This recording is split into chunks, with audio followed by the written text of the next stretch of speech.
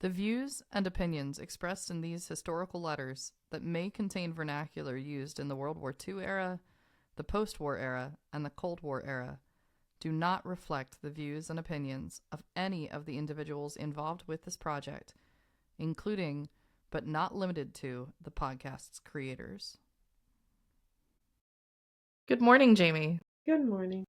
How are you this morning? I am very good. How are you doing? I'm great, thanks.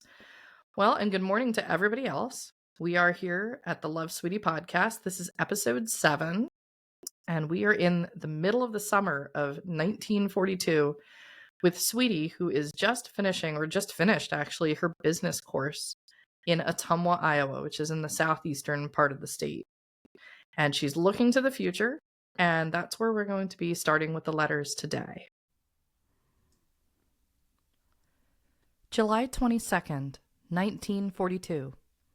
Ottumwa, Iowa. Dear Jean, I don't know when I've had as nice a letter from you, or one that I enjoyed as much as this one. It had a personal touch to it that few letters have, as though I were being let in on a very secret. I found $2 bills. One was Hawaiian, and the other our kind. Was that a mistake? Am I to pass on the Hawaiian bill to the folks, or somebody? Or am I to hoard it? I hope the folks will send me Bob's letter. I owe Frank one, but I've given up all hopes of hearing from Sister. I write to the folks very well now. Do you have Bob's address? I'd like to have it if you do. Okay, so let's recap real quick where everybody is, just kind of as a check-in point here in 1942. The folks are in Lacona. Sister is Margaret. So we haven't heard from Sister for a bit, and she's saying she hasn't heard at all either. Frank and Bob, for listeners that are just catching up, are her two brothers who are both in the service. We're now post-Pearl Harbor, and they've gone into the service. With regards to Frank, Frank is writing. Frank is obsessed with his fiancée, Maida. We've heard about that from previous letters. And then Bob, his address is needed because they want to be writing as much to the guys. Last we heard, Bob was in Hawaii. So it's interesting here, I find it, that there's a Hawaiian bill, which I'm not quite sure what that would look like. The currency of Hawaii being different isn't something that I've really come across before. Steve left Tuesday afternoon to go to Wichita to spend some time with Bernadine before he is called into the Marines. She is working in the same aircraft factory that Burdett is, on the same shift that he is, as timekeeper Steve was sort of disgruntled to think that she would go all the way out there when he had so little time at home. He's going out to see just how he stands. Remember, Bernadine promised him when he went to California both times that she'd not have dates with anyone while he was gone. But she broke her promise both times. He says it's bad enough to have to go to the Marines, but if she breaks her promise again, I'll never speak to her. He's going out there with a rather belligerent attitude. You know, neither of them wants to be pushed around by the other one. I suppose they'll agree to something, but I wonder how long it will last. I've watched Bernadine before. She doesn't even seem to suffer from that thing called conscience. He wanted me to go, and for a while I thought seriously of it, and then decided it would scarcely be the thing to do. He stopped by here on his way and said he'd been out all night with Phil Loving and that he'd never been to bed. I talked him into going out to Florence and Ed's and sleeping a few hours. Okay. A lot of content here, and I get the sense that all of these individuals are old high school friends because Ed's mentioned, Bernadine's been mentioned since the beginning of the letters. There's some relationship drama going outside of her own relationship drama. Mm-hmm. Yeah. And too, like I think that might be a nice distraction for her, other people's drama. Yeah. And this is, I feel so bad for Steve. Apparently he loves this Bernadine and she's like just not willing to settle down. Yeah. No. And he wanted Sweetie to come probably for backup because it's obvious that Sweetie's like, hey, this isn't cool. But yeah, and again, this is just another example of like the kind of relationships people are having when he's going in the Marines. Right. He might not be coming back. Mm-hmm. He wants to get married, have something to come home to, something to fight for. It doesn't seem like this Bernadine is really cares that much for him. No. And she's saying she broke her promise both times. Mm-hmm. So this is an individual who doesn't want to settle down. And she says as well, they don't want to push each other around, but he's kind of pushing her too much to a point where it seems like whatever it is might be just broken off. But, well, we have a lot of people we're hearing about getting married.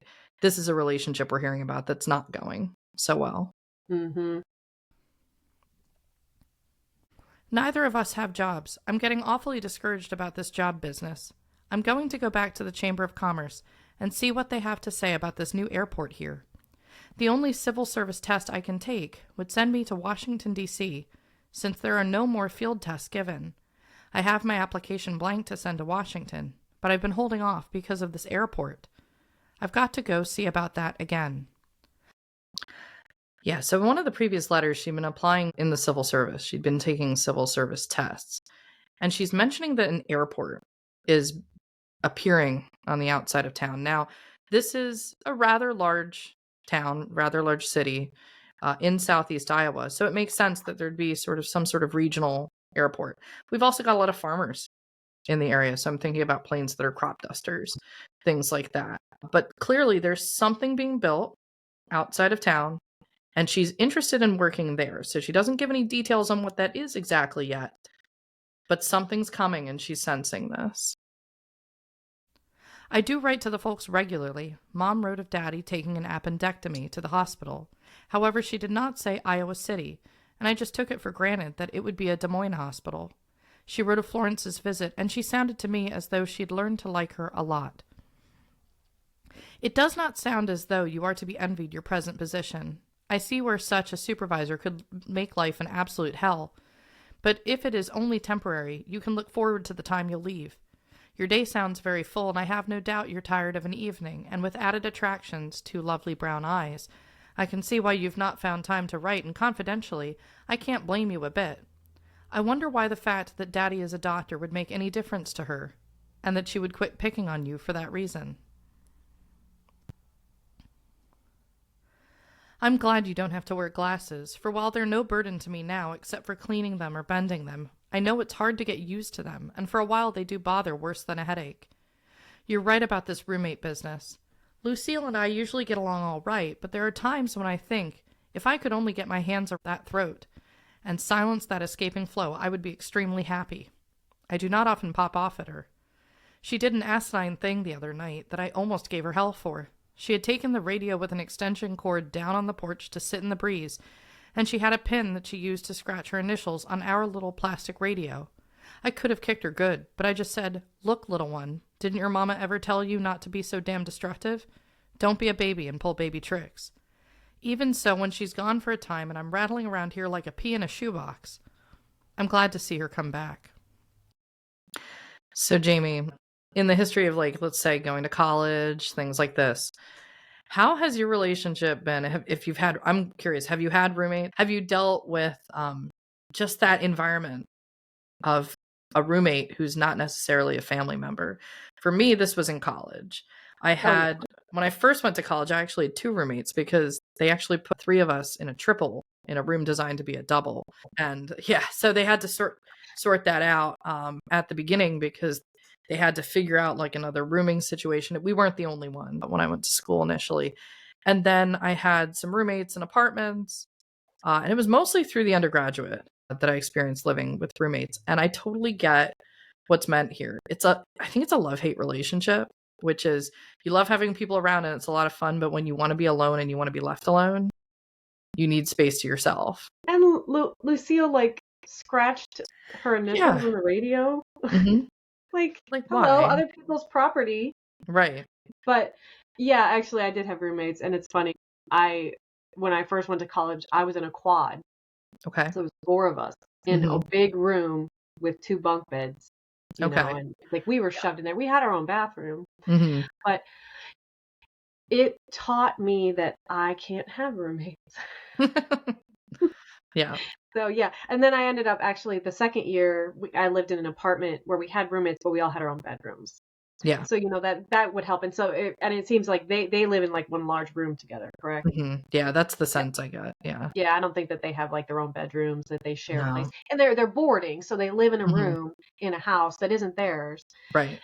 Yeah, so there's definitely, I can tell you though, when I got my first apartment, I was like, I cannot live with other people. Yeah. Can't. Yeah. Need to be done with this. Hmm. I So remember I when I can went to grad school, I was happy to have my own place, that I wasn't sharing a room with anybody at that point. But all through undergrad, I always had roommates or lived in an apartment that had other residents. So, Oh, I couldn't do yeah. it. But I do like to that though. She still does like Lucille. She's like, I'm still glad to see her. Right. It's still nice to have that companionship of the person, even if every now and then it can get a little crazy. Well, and two, I think I wanted to point out that, because Sweetie's jumping from paragraph to paragraph, and I'm Mhm. willing to bet that she's answering questions that Jean sent her a letter, Yeah. and then she's reading it and answering the question back. Right. Because you notice how they will ask each other questions. Obviously, they can't answer each other back, but I Mhm. have a feeling that maybe like Jean was talking to her about glasses, or Jean Yeah. was talking to her about roommates, or Mhm. yeah. So you kind of get a little insight into like how she like goes about writing her letters, as she's answering questions. Oh. When I was at Miller's a couple of weeks ago, Lucille and I at Mrs. Miller's practiced to sing at church. It was an excellent song dedication, and when we got up, there we just gave it everything, and it did sound pretty good. Well, we had to take a bus from Hedrick to Ottumwa, and when we were on the way to meet it, Mrs. Miller said, Kay, I'd like to do something for you. You've sung at church when I wanted you to, and you've done different things for me, so I want you to take this and buy yourself a pretty dress before next Sunday's program. She gave herself away by saying before next Sunday's program. I knew from that she was sorry for me or something, perhaps ashamed of me, I don't know. I do know I never felt quite so surprised and mortified at once in my life. I said no thank you, and didn't take it. I haven't been back since, and I don't intend to go for some little time yet. Not until I get some clothes, and I don't know when that will ever be. But I know I'll not go back and have to take me in my poor clothes, and Lucille in her nice ones anywhere. Yep. I feel so bad for her. I know. That must have been so embarrassing. Yeah. Like to be, because it's obvious. She was like, hey, instead of, maybe she should have just presented her with a dress. So Mm-hmm. like, but in any case, that's Yeah. horribly embarrassing, and her reaction is justified. Yeah. She doesn't want to be given money just so she can look better next to the roommate who just might at the time have a better financial situation or be able to afford clothes. So it's like, yeah, that's a nice gesture, but I really don't even want the invitation for this. And it's making things super awkward. Hmm. And I'm glad she didn't take it. Yeah. She stood up for herself and was like, no, she's not looking for charity. She No. doesn't want to be treated as a charity case. And I think that's basically how she was feeling at this time.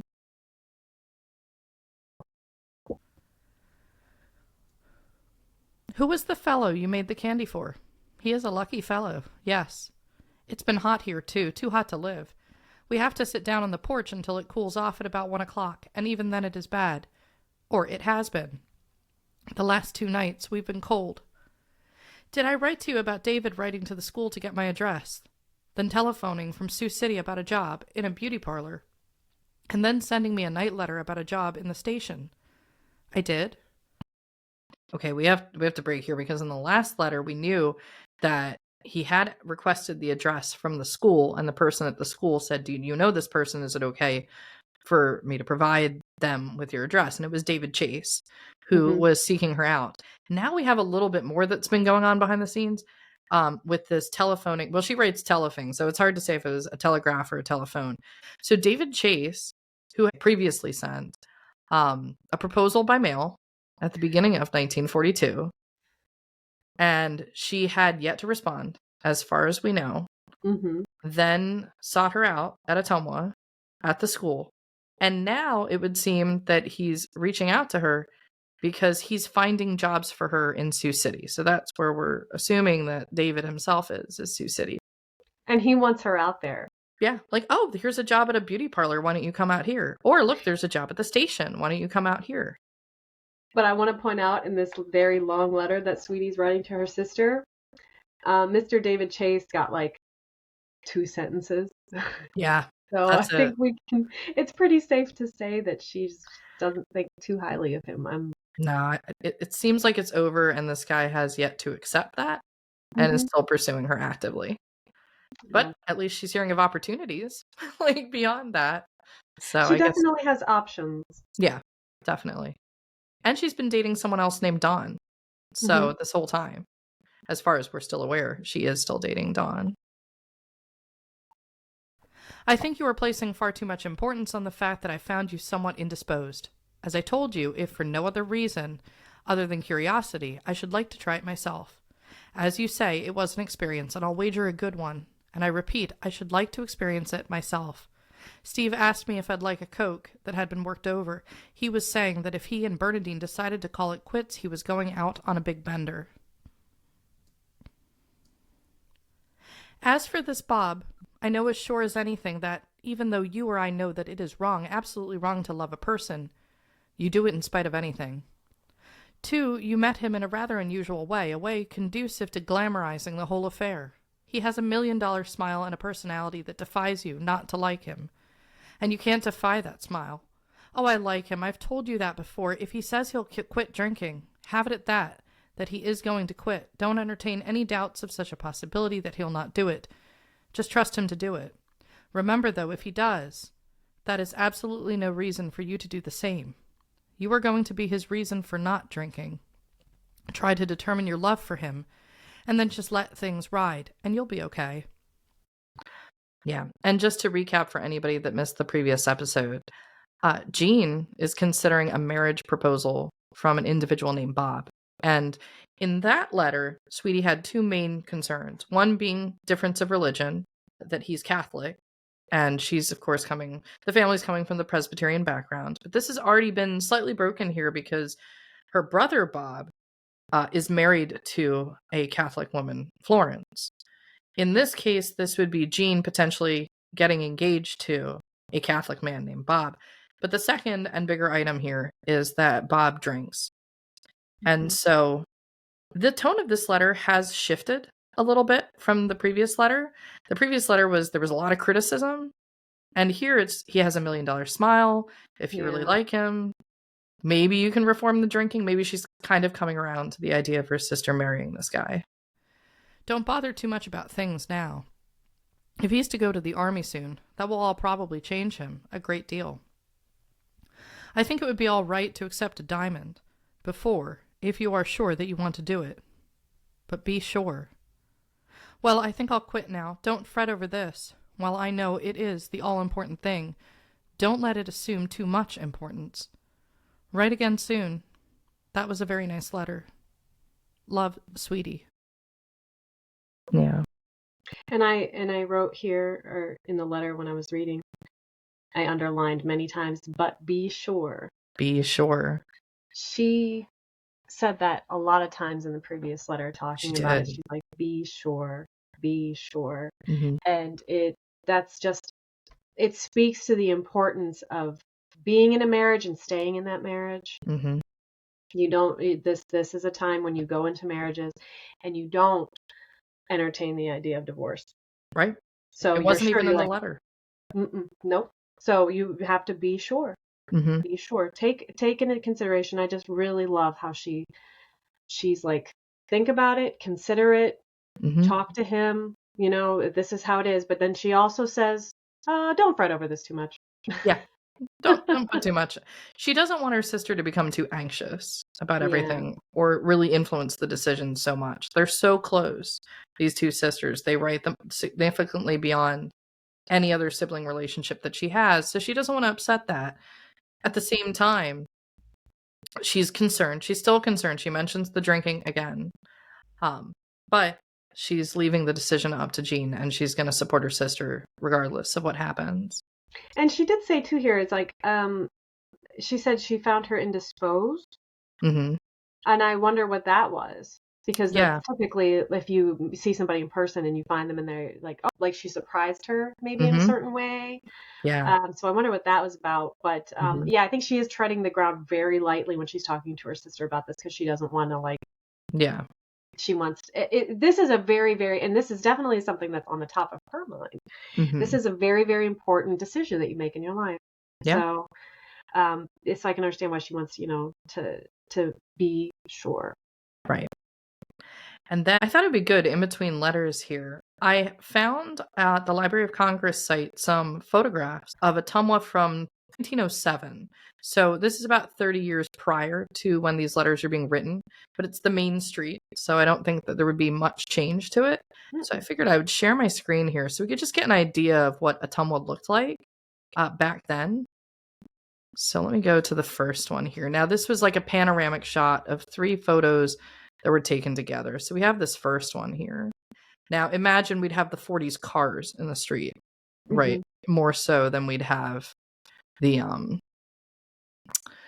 others. But I love the old storefronts and all the canopies out. This is the kind of thing that, I wish we would see more of Well, these you can days. see the canopies are out on the side of the street where there's Hmm. sun, and then Yeah, on the other side of the street, like, the canopy's been pulled back.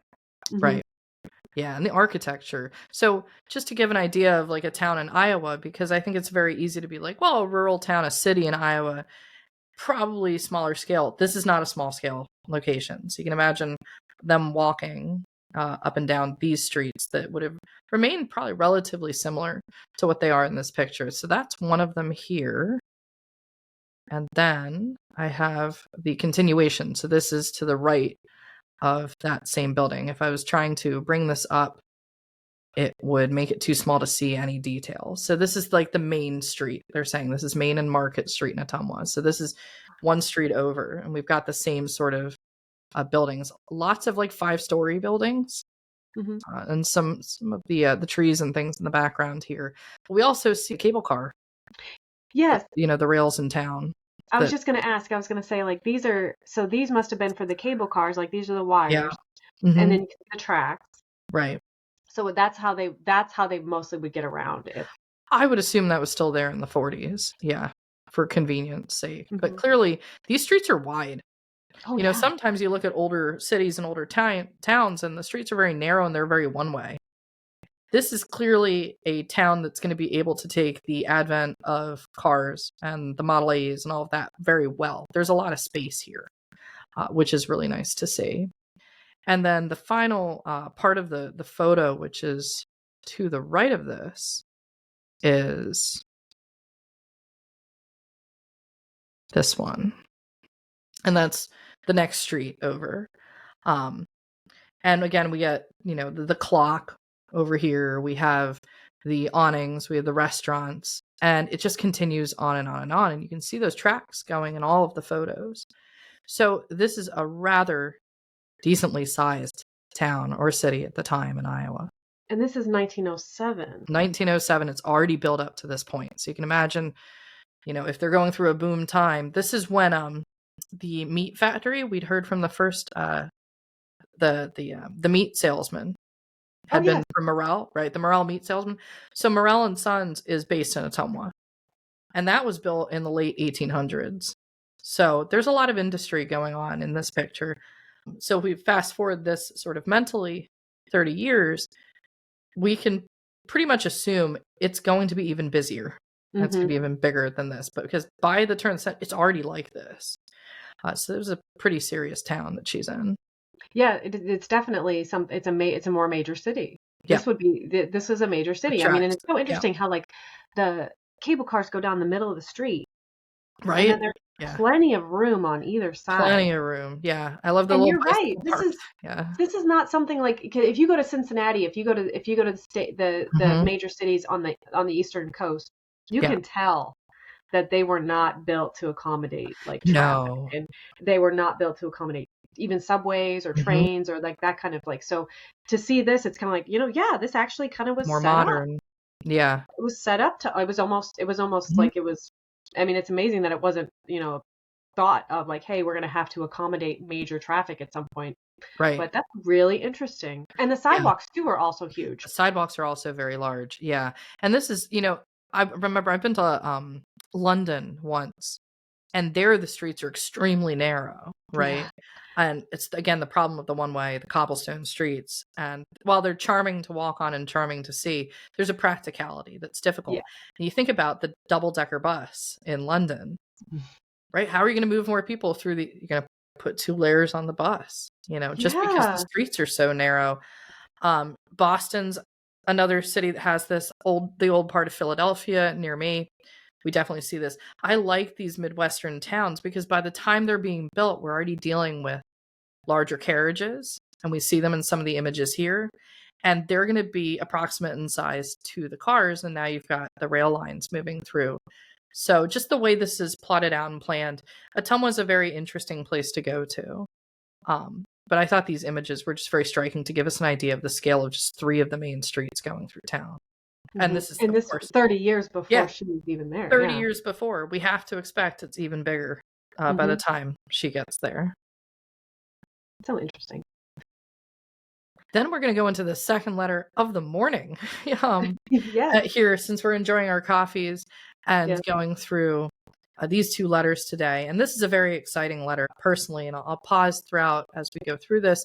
This is from August 31st, 1942. So this is the very end of the summer, and Sweetie has had a major advancement, and so I'm delighted to present this one. August 31st, 1942. Dear Folks and Jean, I'm going to make carbon copies of this letter to be sent to Jean and to the folks, as it is so much easier to write them both at the same time. And besides, I'd tell you both the same things anyway. And before we dive in, we have a lot of copies of these, and I'm going to put these on the lovesweetiepodcast.com website. Notice this is a typed letter. So this is one of the first of many that are typed. She's talking about carbon copies. So for people unfamiliar with this, it's literally the carbon paper where they're called onion pages. They're considered like the film of an onion. That's how, I wouldn't say brittle, but how thin these sheets are. And they're tightly packed together. So she's dealing with carbon paper where there's multiple sheets that's feeding through a typewriter. So when she's striking the key, it's going through all the layers. And she's able to write to the folks and simultaneously write an instant copy to Jean. So when she's addressing this, Dear Folks and Jean, she's using a typewriter, she's using carbon paper, so there's simultaneous letters being sent that she doesn't have to type twice over. And of course, the copy we see is Jean's copy of the letter. We may or may not have in our collection for all of these the same copies to the folks, but that's what this is, what she's referring to. Mom, first off, the dresses were both too big. I shall send back for a size 14 in the corduroy, as the 16 was too big all over. The navy blue crepe fit all right at the hips, but it is much too long-waisted, and because of the front decorations that are to extend down as far as the waistline, it would be almost impossible to alter it to fit. I shall send them both out tomorrow and have money refunded for the one and a size smaller sent of the other.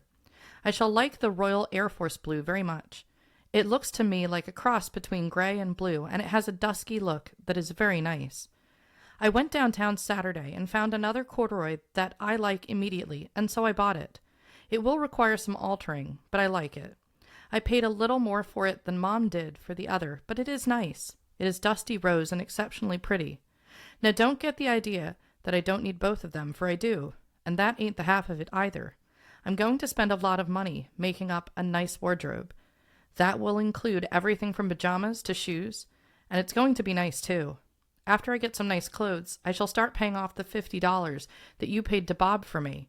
But I'm going to ask you to stall that off for a time. However, I shall keep up my payments to Parsons College. So far, I've sent them $40. That leaves me a balance of $55, not counting the interest. This time when I send them an installment, I'm going to ask them to send me a statement for the balance of the note, and then I'll know just how I stand. Fashion time. I know, I just love this so much. Okay, so first, let's talk about how she's like trying to convince everybody that she needs these clothes. Like, and she's like, I think it's like, honey, just go on, get your clothes, okay? Go get your wardrobe. Yeah. Just go get your wardrobe. And then secondly, I love how, and see, this is something that I think that we're really missing now, is that she is basically saying that she's going to get stuff altered. Yes. She's just going to get stuff altered. Mm-hmm. And this is why when you see those videos of like in the 1940s, people shopping and stuff, everybody looks so nice, is Mm-hmm. because they altered clothes To fit to fit perfectly. themselves. Mm-hmm. Yes. And if your clothes are poorly fitting, it's going to show. Yep. And Mm-hmm. having something even just tailored a little bit to your specific dimensions Mm-hmm. does so much to make it look better. Oh yeah. So I really like this. I think this is something that we have lost. Like but of Absolutely. course, yeah, but of course Yeah. she's buying very, very, very nice stuff. Right. And it's necessary for her to buy the nice stuff. Mm-hmm. And I'm like wondering why she has to buy the nice Why are stuff. we getting an But all she new definitely wardrobe? wants to look professional. Yes. And then after that whole mishmash with Miss Miller, Mm-hmm. In making the her feel bad previous. about her clothes. Yeah. Yeah, but I like how she's like, I bought this corduroy. I like it. Mm-hmm. It's nice. It's very pretty. It kind of like reminds me of when I Yeah. would have to like sell that kind of stuff to my mom. But Yeah. I do like that, and I love that she's getting herself some clothes. And Yeah. it seems like and she's still, well, I love this too. She's making payments to Parsons still. Yeah. Student loans. Mm-hmm. Here's student loans of the past, right? We hear about that being such a huge debt across the board for especially our generation. Yes. That is, I know I'm still in the midst of paying some of my student loans, but I'd love for them to be $55 and some interest right now. That'd be great. But she's paying them. She's paying them down, and she only left Parsons at the beginning of the year. So Yes. this is within the same year. She's like, I've already sent them $40. There's 55 left. This sounds achievable that she's about to pay off, whatever that tuition was that was owed at Parsons. Mm-hmm. But back to the clothing, I really like that she is describing the colors very precisely. Yes. And I have this image in my mind of, if you've seen pictures from the 40s, that dusky blue that's Mm-hmm. being talked about, and the rose. She really likes the color blue. Through here, she's saying, I really like this one color. It's almost as if she's writing to her mother, like, if you're going to get me clothing, this is the color. But also, they can do a lot of the sewing and the work themselves. She was, in previous letters, she was sewing her stockings. Yes. She was doing Yeah. fixes with the stockings. I mean, I figure if you can fix stockings, you can do some basic alterations yourself. Oh yeah. And they Yeah. all If fit. this is true, and it's just darts. Like that's not Mhm. hard. Like that Right. kind of stuff is fairly simple. Taking in a hem, Yeah. taking something up a couple inches. Yeah. That stuff. Yeah. And those Mhm. were also skills that were taught and Yeah. that were more prevalent in the home. This is not something that is prevalent. I Mhm. actually had to teach myself how to sew. I didn't start learning how to sew until I was probably about 30, Okay. 30, 30, 31. That's when I actually got a sewing machine and started learning how to sew. So this was something too that they grew up with, Yeah. especially being on a farm. Like she grew up on a farm. Mhm. If you had to repair things, Yeah. this was a good thing to know. Yeah. Um, but yes, yeah. And she says the pink. Oh, I would love to see some pictures of these colors. Right? Yeah, just to get an idea of the palette, basically the tones of these colors that they used back then. And the other thing here is we're talking about the tailoring, how Hmm. much tailoring was actually going on back then, and how sharp everybody looked, how perfectly fitting everything was. And I think we really have lost some of that. Just like in previous episode, we were talking about the milliners, the hat makers. Yeah. Outside of theater, they've all but disappeared. Now, there's still tailors out there, but when we think about things being taken in for alteration, it's usually like wedding dresses, like Yep. extremely expensive outfits that are used once an occasion. This is common back then. They buy a suit, they get a jacket, it needs to fit right, and it needs to Hmm. look sharp. Well, and that's what they wore. Mm-hmm. Like this Yeah. is we've seen other episodes, and she's described her clothes. Yeah. Like that, like a shark skin suit Mm-hmm. Yeah, the and shark those things, skin. Yeah. and that's what they Mhm. wore to go out. Yep. So of course it had to look nice. And when you're investing in like tailoring and stuff like that, and you're wearing it a lot, then it's of Right. course like this is necessary. Yeah. But yeah, no, and it's funny. I went to a tailor to get my daughter's dress, a flower girl dress, altered for Mm-hmm. her, and she was so busy. Yeah, She's that's like, good. I'm looking for an intern. I'm looking for somebody who Oh, can come and wow. like do so. Yeah, she's like, we are so. She was what mostly wedding dresses and prom dresses and stuff like Yeah. that. But she's like, when do you need this? And I'm like, not Yeah, for another 6 months. You got time. you have time. Yeah, work through the prom dresses first. Yeah, but that's Yeah. another type, right, that goes to the tailor a lot. Mhm. Hmm. Plus, some of the fabrics are so difficult to work with for some of these types of dresses, prom dresses, wedding dresses. They're not the typical just cottons and polyesters of everything else. Well, and then corduroy too. Yeah. Corduroy is a very thick fabric, so I think that's probably more difficult. And she's talking about as well the decorations down the front that sometimes you just want to get a different size because of the way the Yeah. decorations work. And I call to mind that image of Florence with those lovely decorations that she wore, and I couldn't imagine altering some of that. Mm-mm.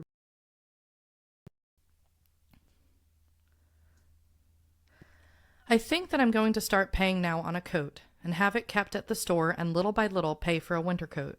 I shall not wear it out to the base, but use it for good only for a time. I'm thinking of getting two, one a dress coat and one reversible, as I do not have a raincoat of any description. I have no doubt that you'll put a damper on that, and I haven't taken any definite steps in that direction yet. I did buy 3 blouses apiece for Jean and me. They are those plain slub broadcloth shirts, like the one I had. They only cost 69 cents, and I figured that she'd have to pay more for them there than I would here, and besides, it made a rather nice little gift. They'll be suitable for any occasion she cares to wear them. Mm. That's sweet. Yeah. That's so sweet of her. Yeah. And they only cost 69 cents a piece. 69 cents a piece. So she's sensing it's a better deal to get those in Ottumwa than for Jean to get them in Iowa City. Oh yeah, You know? definitely. So she's definitely going for that. And then also the idea of the raincoat. She doesn't have one. So I see the necessity in that. If you need a raincoat, yeah, definitely invest in one. Well, and I mean, it seems like her mother has given her some stuff, has given her a little bit of guff for like buying things because she's like, I'm no doubt you'll put a damper on that too. Right. For sure. It's so maybe her mom's like, maybe you need to not spend this money. Mm-hmm. And I'm thinking, maybe you do, Yep. honey. There's Sweetie, times maybe. when you do. Yeah. And she's putting the coat on layaway. So Right? let's talk about that. It's Yeah. layaway. Yeah. Like, do you remember layaway? I remember layaway. I think that's kind of disappeared a lot too. I think also disappeared. how much more is bought on credit now and you immediately get the item versus paying something off and having the store hold it. Mm-hmm. So.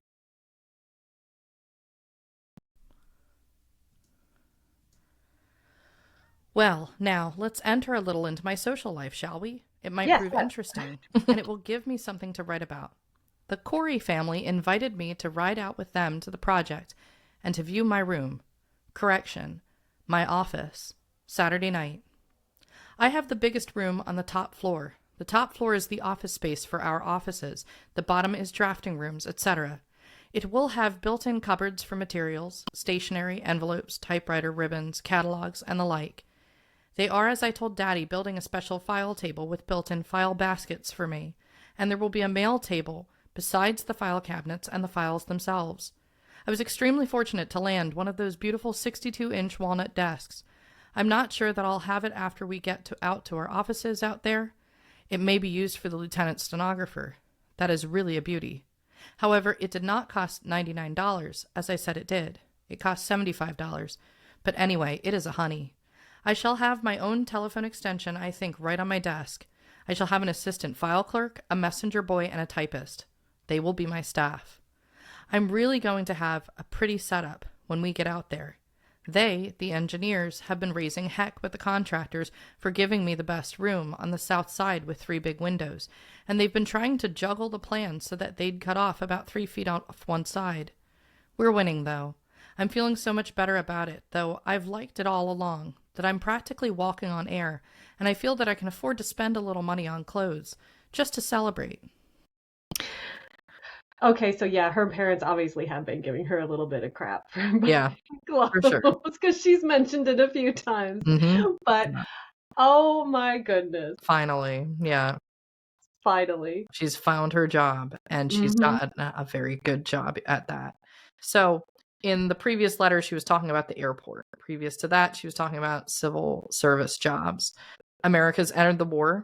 The women are going into the workforce a lot. And the opportunity that's here, there's a couple of things to mention. First of all, the Corey family. So this is in reference to Nelson and Eleanor Corey, who are living currently in Ottumwa. Nelson, the father of the Corey family, they've really taken a liking to her. So they're taking her out to what they call the project. And the project that is out there is a naval base, which is an air base. So this base is going to be called NAS Ottumwa. And we have to kind of time out for a second there because Iowa is pretty landlocked. I mean, outside of a river on both sides of the state, right? We've got the Missouri River in the west and the Mississippi River on the east and Illinois there. The idea of a naval base in Iowa, it usually causes people to think like, well, why is it's not on, there's no coast. There's no ocean. It's like, right? Why? Like, it doesn't make any sense. What do you mean? And they're like, just try to wrap your little head around that. What's the Navy doing in Iowa? Well, the answer is planes. The naval forces, of course, have a lot with aircraft, and they have to train pilots and mechanics. And we're better to do that than open expanses of land where you can really teach people to fly planes. And open expanses of land is going to be in areas like Iowa, in areas like Kansas. There is actually going to be a base that's out in Hutchinson, Kansas. I've heard that it does not, there's no basically remaining portion of it. NAS Ottumwa, the administrative building still stands. And I had the great delight of being able to go and talk with the people who are in the midst of restoring that one standing administrative building there. Wonderful people. I spoke with their president. He took us around. This was last April. Currently, I believe they're open on the weekends. They're opening up more to the public. They've put a lot of work in, but one of the really difficult things that they have is the records of these naval bases. The government didn't keep really great records of everybody who was there and all of the activities. And I actually showed him this portion of the letter because when you're putting together a restoration effort, you're trying to figure out, if you're going to bring in period correct like desks and things and recreate the scene, what was there? Now, the women's offices, there was a building for the women behind the administrative building. That's not there anymore, and that's where we suspect this office was. But just to have the specific recollection of the size of the desk, what it's made of, what it had, what the staff was, how much it cost, all of these details documented is so perfect for the history. So this is something very much that I'm going to be sharing all of these details with the efforts out there at NAS Ottumwa, because there's no other greater reference. And it's not just that she worked there. She had a staff working for her. So she's one of the first women to be working because they're still building the base at this point. Yes. She calls it the project. The project, right. They're still working to build this thing. I love the fact that she goes into the details of there's going to be file cabinets and they're going to be hanging here. So we get this perfect picture of what it looked like. Yeah. And then I just love this part that she's like fighting with the contractors to get her space. Like, they're just like, why are we having to do this? She's getting her way. She's like, we're winning. I'm going to have this really cool office. She's like, so at this point, she's like about 20, 19, 20. Yeah, she's still 19. Yeah. 19. Oh, yeah, right? These contractors. Why are we doing this for a 19-year-old? And she's little. She's like, I can't imagine like this 19-year-old telling me like, and she's probably like, no, this is what we're gonna. And I'm sure she worked her little magic, but that's fun. I'm glad. Oh, she's such a little star.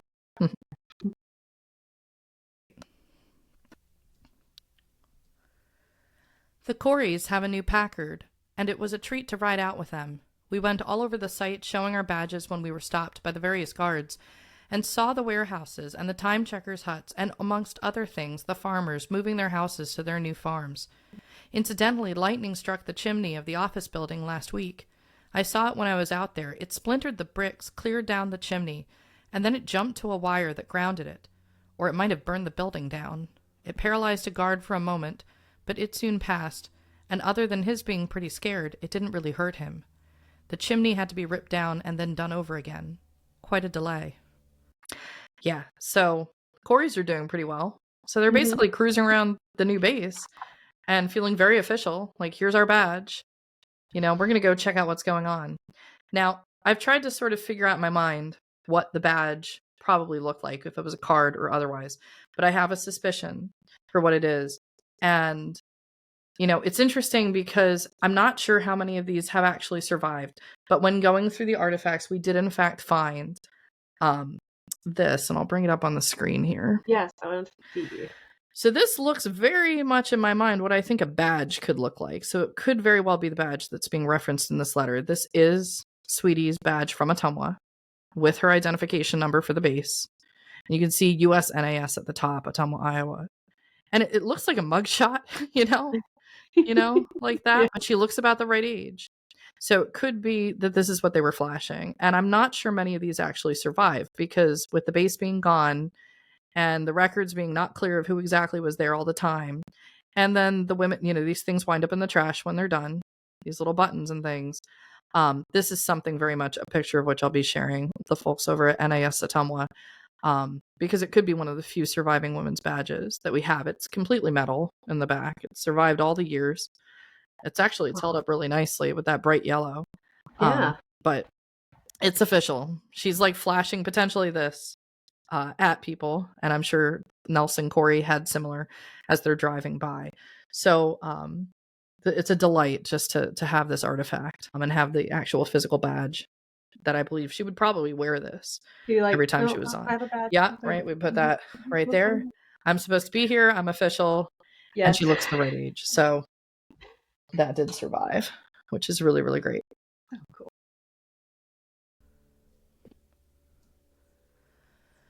On the way back to town after reviewing the site, we stopped at one of the accountant's houses to visit her and her husband. They have a brand new cottage in the country, the little dream house of every homemaker, and there the Coreys made some recordings to send to their son in Texas. Their 2-year-old daughter refused to sing for anyone but me.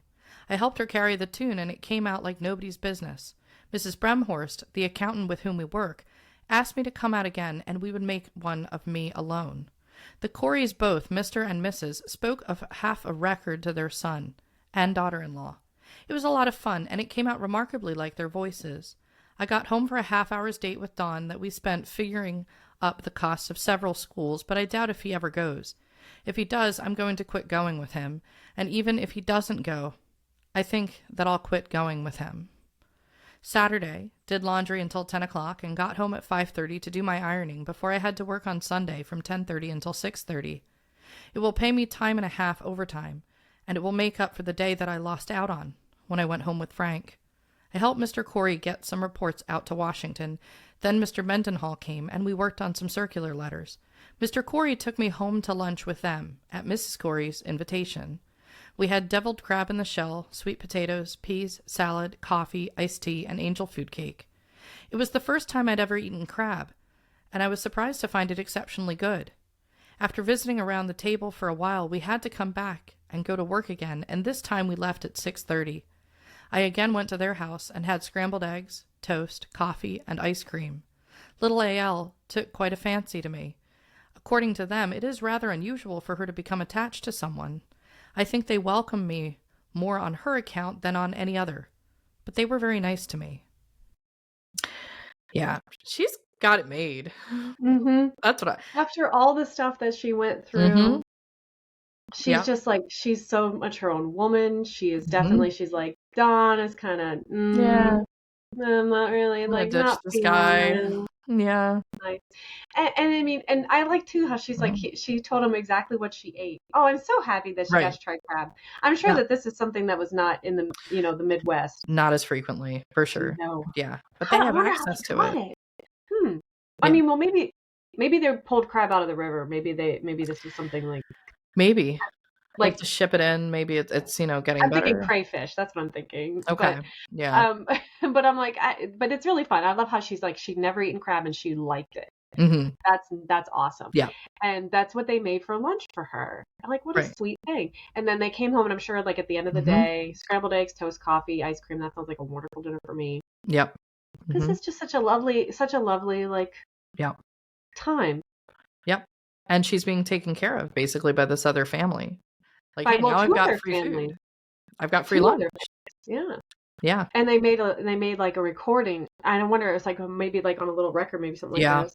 Hmm. So I mean, if they do recording, would they do it on like a large record? Well, I know at the time, at least in the 20s. So the greatest, like for the jazz recordings of the time, I can remember back in the day that each side of a smaller record was about 4.5 minutes.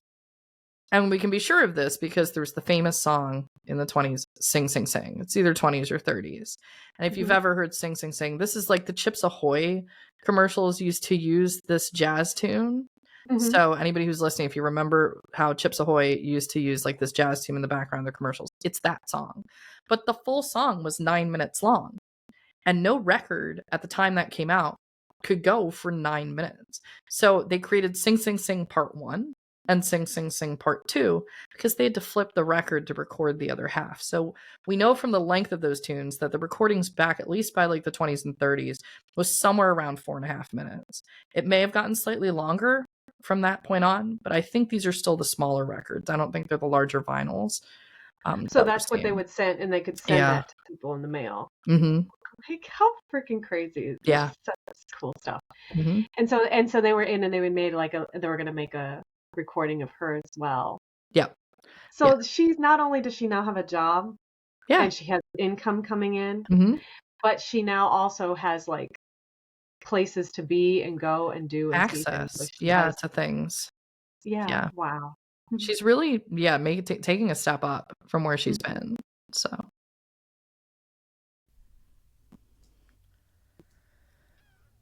while we were at the dinner table, Mr. Corey asked me how I was going to get to work and back when we move out to the project. I said that I guessed I'd have to ride the bus back and forth at 25 cents per trip, 50 cents per day, or $3 per week. That would be a terrific hole in my paycheck. He said that he'd take me to work and bring me home for nothing if I cared to do it. I, of course, agreed immediately, and so I'll be able to save a lot of money that way. He also told me that we were going to get a raise of $5 per week when we get out to the base.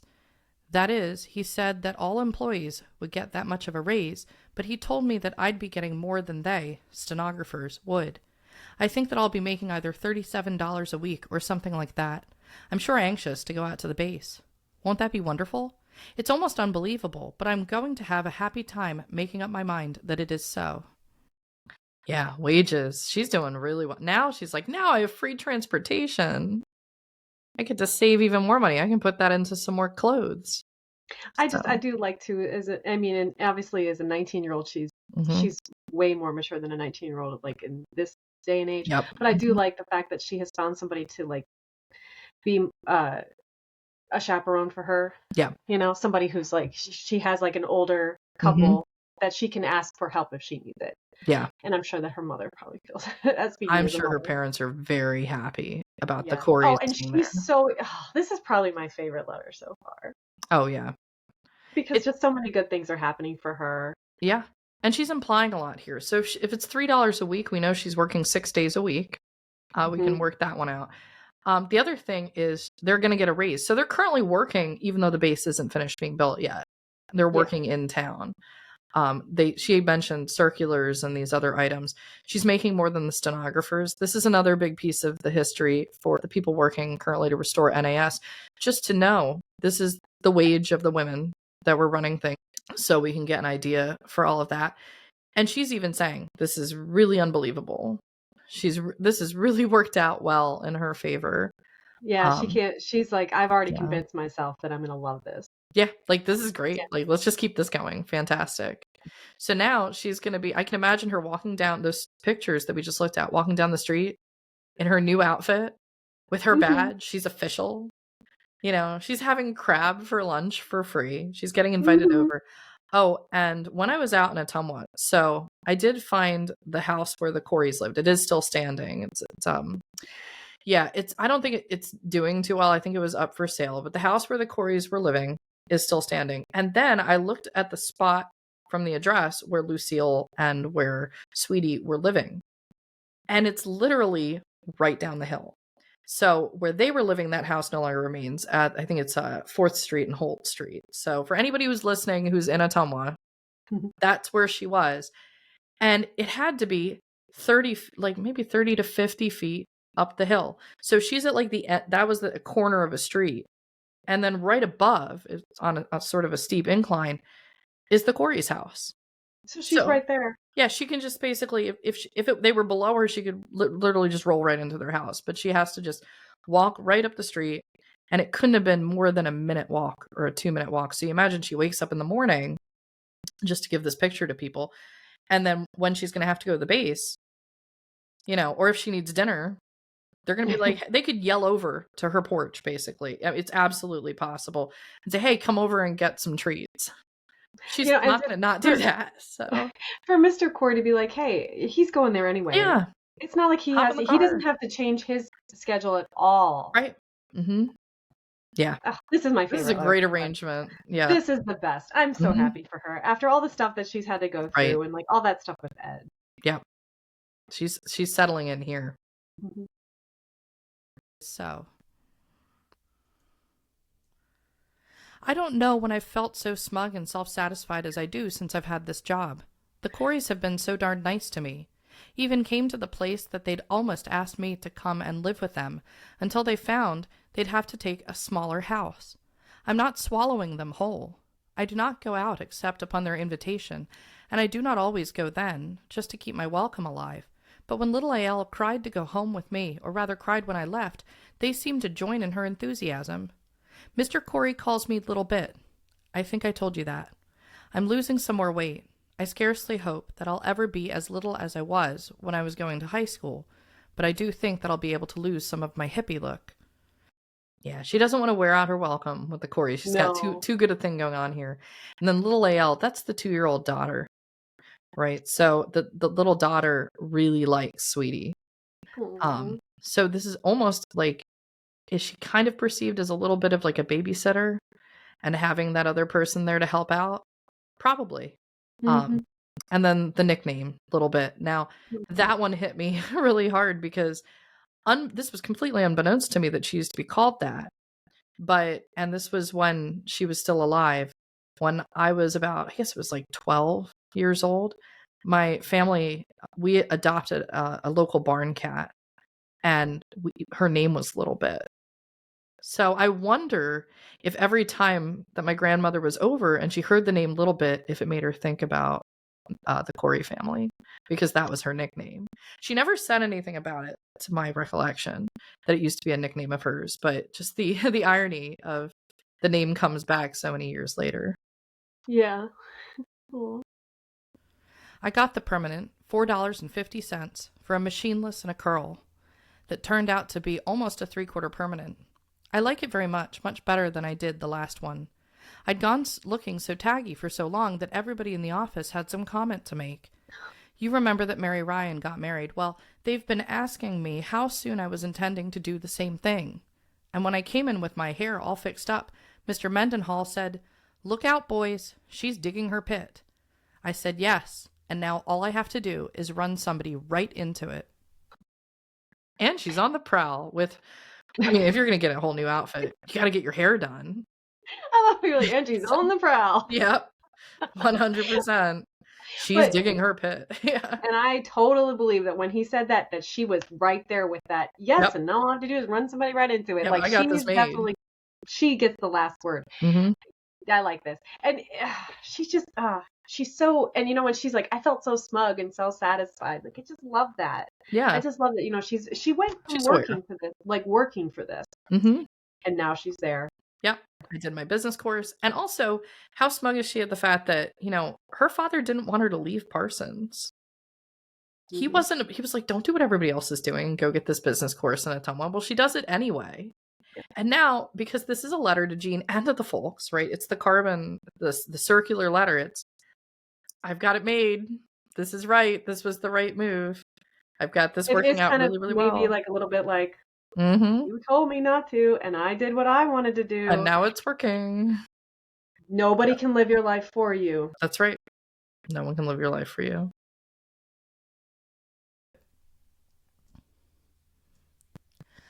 I think that I'll go to see Mrs. Miniver tonight. If Lucille gets around in time. The boss came back from lunch, so I've got to go now. Jean, I'll send those blouses on to you, just as soon as I can find something to send them in or something. Write to me, everybody, and keep me informed on the boys. I have to get what news I get from you. Love, Sweetie. Write and tell me about Bob and Florence, etc. I think I've a letter at home waiting for me now. I called, and there's a letter there. Yeah, so just the little tag at the end. Everybody still keep writing. Yeah, and one of the pictures I have here is a picture that I took when I was going up to the administrative building in Ottumwa. And this is what does still stand of the base. So we can see the federal style. This is the entry point. Now, from what I understand, behind this point, there was a huge complex. There were a number of buildings. There's a lot of like businesses and things behind. This is what remains of the base. Behind this would have been the women's building. So when you drive up into this area now, and if you're visiting, I believe they now have a flagpole out. But they've gotten it pretty well cleaned up. I mean, it took a long time. I know that there were volunteers that were building things like the banister. I mean, this is a very large volunteer effort and a lot of private donations to get this back. And as of last year, they had pretty much restored the entire first floor, and they were working on the second floor for the additional displays. On the right-hand side, I'm sorry, not the right-hand side, the left-hand side, they have a big common area here.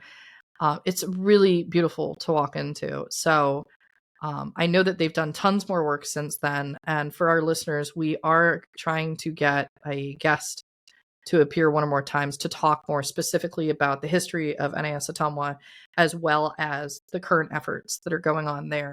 And I can just, in the meantime, only just encourage people to look them up on Facebook. They have an active Facebook group where they post updates about what's going on. And to definitely, if you're in Iowa, please visit places like this. Because the community is putting in a lot of work, and the people that care to keep this history alive. As I mentioned, I know that there was another base in Kansas that doesn't exist anymore, to my knowledge, in Hutchinson. The only way these things are saved is by the efforts of the local community and by the care of the people there. And if you know that you had an ancestor that went through training at this base, it's good to let them know that list, because that wasn't a list maintained either by the government, and it's good for them to have a working list. So for any one of the Iowa listeners, this is really some great efforts going on. So if you can get out to Ottumwa, keep an eye out when this is available to go walk around and walk around this piece of particular history. Now, you might not have the official badge. Next time I visit, I'm going to flash this and be like, I get a free pass everywhere. This is legit. I'm related to the actual person. So I think that the next time that you visit, you need to bring a camera crew with you, or we need to bring, oh yeah, we'll videotape the whole thing. Yeah. So I might have to hitch a ride. I don't know. Absolutely. This is a beautiful area. This looks really cool. And to think that she was there at the beginning of this base, and now it is gone. Right. So many years later. Yeah. To like see the rise and fall, basically, of the space is it's really interesting. Yeah. It's really interesting. Now, there is a book about the base. I believe the author has passed away, and I don't think it's currently in print, but I've found other copies on eBay. I do have a copy of it. The book is called Carrier on the Prairie, which is such a great title. So if you are looking if you're listening and you're like, wow, I want to know everything about this, that is the book to get. It's not too expensive. You can find it online. That's the book you're looking for, Carrier on the Prairie. So, and with that, I think that's it for this episode. We've covered a lot of material because it's so exciting what's going on now. And the other thing is, for all the women who served in World War II, especially everybody who served since World War II, that's really the point where we see so many women going into the service. And there were women definitely in the service prior to this point. But this is where we see a big uptick in the number of women involved with military. Shout out to everybody that was working. So even though the brothers are actively in the military, she's now working at a base. That whole generation is just giving everything that they've got to handle the situation that's going on. And we thank you. All right. And see you next week. Thank you for listening to this episode of the Love Sweetie podcast. For more information on Sweetie and her life, as well as more information on this podcast, please go to www.lovesweetiepodcast.com. Again, that's www.lovesweetiepodcast.com. lovesweetie.com.